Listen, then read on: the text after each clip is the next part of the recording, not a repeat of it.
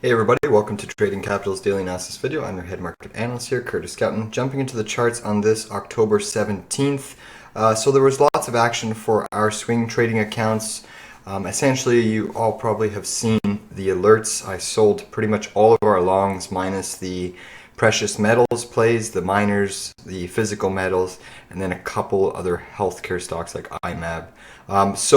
One of the reasons why I sold everything was because we're entering the earnings period and the markets have had a considerable bounce. I wanted to accumulate a lot more cash because at this point in time, I was only looking for about a 1 to 2% pullback in the dollar, and we certainly got that 1% pullback today in the dollar. And the dollar, you have to respect it. It is still in a massive uptrend, so to speak, and it is the powerhouse asset class of this bull market.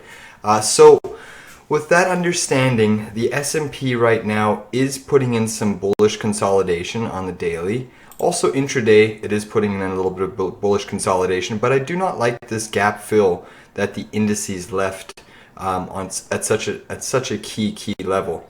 I would have preferred price action to not gap up and then make a steady rally. Whenever it leaves gaps on the charts, again, you know that I'm a big proponent that gaps are more likely to get filled. And since the overall trend is down, I do think we come back down to fill this 357 gap. So in the event that the markets do fall, we can start accumulating more long positions if that's what the trade signals are telling us. Overall, we are net short the market right now. But we do have some key longs with the miners, Newmont, Pan American Silver, silver, gold. So we'll just have to keep monitor those. But again, we hit new highs on our account. We've hoarded an extreme amount of cash, anticipating that we're going to have lots of volatility as this earnings period picks up. So tomorrow there is a few more banks. We're also going to get into some energy plays that we have. So I really would like to see if there's a potential pop in assets. We short it. If there's a massive drop, then we accumulate those longs for a technical bounce. But needless to say, great job at selling those longs. We did take a hit on some of the positions, but overall our accounts have once again hit new highs today, and it's official that we're up over, I believe, 62% on the year. So that is an incredible accomplishment. We should all be proud of ourselves. Intraday action on the S&P, you can see that after we made that initial push in the early morning, the markets have just been chopping here and pretty much trying to consolidate this level before a potential move higher. If we look at the US dollar on the daily chart, you have had a big down day. I like to use the 4 hour on the US dollar. That's kind of gives us that mid to long-term intraday outlook. So overall for the US dollar, there is now the potential that we can actually recapture at least half of this. I have it priced in that we see the 112.60 level. And based off of that assumption, if we look at the US 2-year yield and why I think the dollar is going to push up, let me just remove a bunch of these lines here. Just bear with me while I take away some of these lines.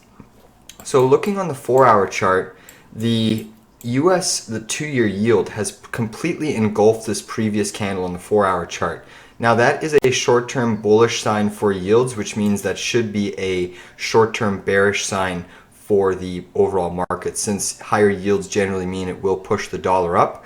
So with a short-term breakout in yields, you can see that I was watching this level intraday as well, and we got this beautiful clean test and breakout confirmed, and now you're putting in some bullish consolidation on the 2-year yield. Your next big resistance is getting above this yellow trend line. If you get above this yellow trend line, then there's a key technical gap that I do think we go fill around the 4.5 level, which is one of the reasons why I also sold a bunch of our longs, is because whenever you have an asset class in a raging bull market, which yields rate of change have been something impeccable, and really it's going to be going down the history books. Whenever you have that technical gap filled to the upside, the price action is drawn to it. It's almost like traders see that gap. They know gaps have a very high probability of being filled, so then they hop on the yield and treasury train. So I do think the markets have had a pretty impeccable move.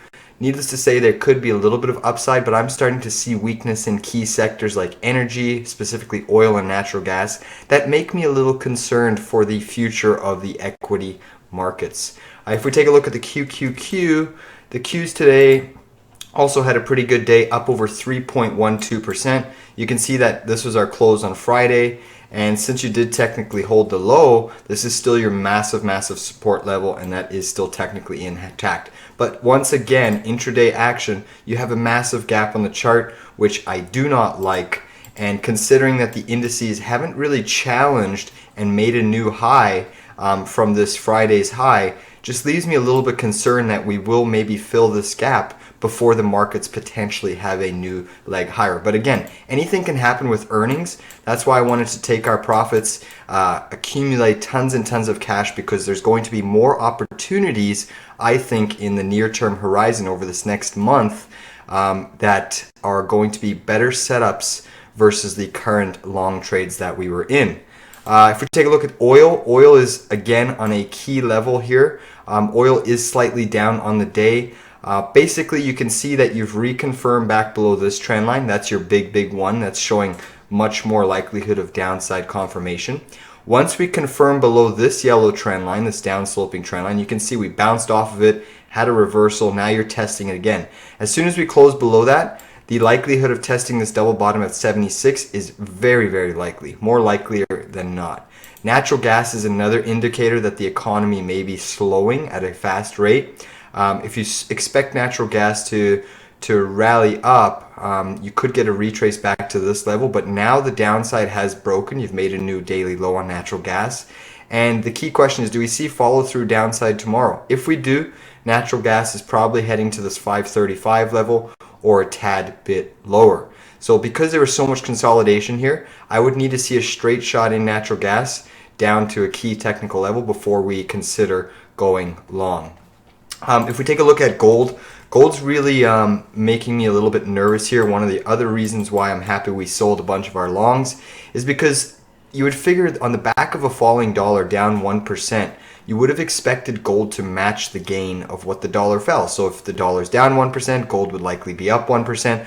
Well, gold's only up now 0.35%, which could potentially be indicating that the dollar may see that 112.60 level in the near term. And considering gold has pretty much reversed and nearly given up all of its gains, that is not a healthy thing to see in the gold market. Silver has had a big bounce. It did have a big bounce all the way up to this 1892. Right now it's up on the day 2%, so it's still a pretty healthy move. But again, the big question is, are we going to start making inside bar bearish consolidation? We really want to see over the next couple sessions to try to get a close above this red bar high over here. So that's key what I'm watching. If we take a look at Bitcoin, BTC, USD, Bitcoin again is challenging these downsloping trend lines. Let me just compress my chart so we can see it. You can see that this is a pivot point all the way to April 2022, touched over here, intersected over here. And again, you're testing that level, but so far you have not been able to break above that. So again, the likelihood of Bitcoin keeps consolidating in this range. Obviously, if it's sideways consolidation, you will have potentially a technical breakout, but the more it consolidates in this range, I do feel that the macro pattern, which is bearish, will take hold of Bitcoin and send it lower. So needless to say, we do have a pretty big reversal candle on volume to trade against here now, but I won't be staying here. We have a tight stop loss on Bitcoin around the 19,000 level that if it's triggered, we will certainly exit. Discussing a couple other trades today. We did short Tesla. So Tesla, let me just type in that chart. So let me flip to the intraday. So Tesla, we shorted basically at this 220 level over here. One of the reasons I shorted is you can see that it has this downsloping trend line connecting your pivot, intersecting with this price action, hit your Friday's pivot here, and you basically bounced off of that level. We're also shorting Netflix here. Netflix does have earnings, so we have to be a little bit cautious with Netflix. But one of the reasons why I'm shorting Netflix is this beautiful, you have this downsloping trend line connecting one pivot to two pivots to three pivots. Then you also have this beautiful trend line going back to February connecting a pivot high, another pivot, and you just tag that level completely. And the intraday action on Netflix, look at that clinical pullback off of that technical resistance. So Netflix, one of the reasons I think Netflix, it potentially could have good earnings, but one of the reasons I'm comfortable shorting Netflix at these levels is, yes, technically it has hit putting in bullish consolidation, but it has hit a major resistance. And there is a weekly gap fill around 230 that I think has to get filled before we continue to see an upside move. Now, could Netflix get a pop? Yep, I think it could. The next big resistance would be this 291 level, which is your pre-COVID low, or sorry, your COVID washout low. And that just so happens to coincide right around the 200 MA. If I was to show that up, the 200 MA is about 289. So that's your next big area of resistance. I don't mind holding on to Netflix during earnings. Even if it does get a pop, I will continue to accumulate. Reason being is I do think all stocks still go lower over the long term. I'm just going to touch base on a few other things.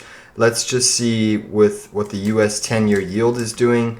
So the US 10-year yield, again, it had a massive reversal, basically falling pretty sharply down to the 3.91, and look where we're back. We're back at the basically just above 4%. So whenever you see a reversal, when yields go negative, completely deep negative, and now they're almost positive on the day, that should be concerning, because that is showing that the massive inflows are coming out of the bond market. And typically when you see inflows, when you see outflows coming out of the bond market, that means the stock market is not far behind. Whenever you see a divergence from the bond market and the stock market, where the stock market's going up and the bond market's going down, it's happened on multiple occasions this year. We typically see the stock market play catch up to the bond market. So if the divergence is happening positively for the stock market and negatively for the bond market, you have to keep in mind that the bond market is a way bigger market, so therefore it holds more weight, and that divergence will generally catch up to the larger market. So since it is a negative divergence or a positive divergence from the bond market, you're naturally, I would expect, a likely negative divergence in stocks that play catch up to the bond market. So just some interesting tidbits of information there, but I do think we're well positioned. We also started shorting Roblox. Again, Roblox popped tremendously, up over 21% on the day. You can see where we pretty much shorted right at this technical gap fill. You do have this beautiful downsloping trend line, which Roblox is on a technical basis trying to break out of. But I do think that there's a little bit of a tailwind for Roblox, being the fact that still the US dollar is in a massive uptrend. I don't think markets have too much more upside. So when you see Roblox popping, up over 21% in a day, this is enough for us to basically start accumulating a short position for that inevitable pullback. I still think Roblox heads back down to this 35.57 level. Basically, I do expect it to give up all of these gains. This is a corporation that realistically, do people need Roblox? No. Do people want Roblox? Sure. So in a recession, it doesn't come down to what you want, it comes down to what you need. And Roblox is certainly not a company that you need on a daily basis to basically keep you alive, or the necessity. So I do think Roblox, we will see a pullback in the not too distant future. Maybe there's a little bit more upside, but I am very confident at accumulating shorts at this specific level. That's it for today's analysis and video. Please give this video a big like and thumbs up down below, and stay tuned for more price action as we head into the earnings season over here. Oh, and I did short JPM. Originally, I'm keeping this as a day trade, so it is a pretty big position. But needless to say, I do like JPM even at these levels for a potential swing. So I'm just going to hold on to JPM overnight, even though it is a day trade. But you can see we're well in the money on JPM. We shorted at 116.53 here. And again, the big question is, will we get a confirmation above this reversal signal over here? And the funny thing about this type of reversal signal is that it was on massive volume, almost double than any previous other candle. So when you get a signal like that, and it's right at a massive resistance points, in most scenarios, the probability dictates that we see a reversal back down to the downside, and especially since there's a massive key technical gap at 109, I think this reversal signal on volume holds a tremendous amount of weight. And if we close by the end of the day, which is in 40 minutes, back below this key pivot around 115.29, that is going to be an extremely bearish signal for JPM. And despite their earnings being so strong, having a move down from this 101 all the way up to this 117 level. That's a tremendous move. And again, we're well positioned to start accumulating shorts on this market. That being said, I hope everyone has a fantastic day.